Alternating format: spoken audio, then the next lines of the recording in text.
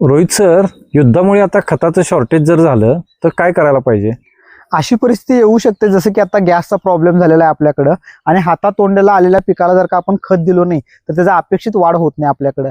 यासाठी एक बेसिक गोष्ट मी तुम्हाला सांगतो. जर का तुमची लावणीची स्टेज असेल, म्हणजे तुमची लावण असेल, तर तुमच्याकडं युरिया 24-24-0 ह्यासारखी खतं पाहिजेत. जर का लावणीच्या पुढची स्टेज असेल तुमच्याकडं तर युरिया 12-32-16 किंवा 10-26-26 ह्या प्रकारची खतं तुमच्याकडे पाहिजेत. जर का भरणीच्या स्टेजला असेल ऊस तुमचा तर त्यासाठी तुमच्याकडं युरिया आहे, DAP आहे, 10-26-26 आहे, MOP आहे किंवा त्याला रिप्लेस 0050 ही खतं तुमच्याकडे पाहिजेत. त्याच्या पुढची स्टेज असेल आपल्याकडं तर अमोनियम सल्फेट, MOP किंवा 0050 ह्या प्रकारची खतं पाहिजेत. आणि पावसाळी डोस फक्त राहिला असेल आपल्याकडं तर त्यासाठी आपल्याकडं अमोनियम सल्फेट 0050 किंवा MOP किंवा एखादं 10-26-26 ची बॅग ही आपल्याकडे असली पाहिजे.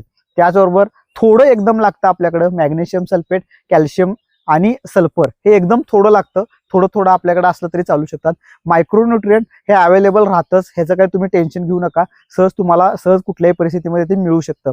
तर अशी काही परिस्थिती वाटली तुमच्याकडं किंवा काय असलं किंवा घेऊन ठेवायचं असलं तर ह्या प्रकारमध्ये खतं घेऊन ठेवा, म्हणजे तुमचं होणारं नुकसान होणार नाही. महत्वाचं आहे की आपल्याला पीक जपलं पाहिजे, पिकापासून चांगलं उत्पादन घेतलं पाहिजे.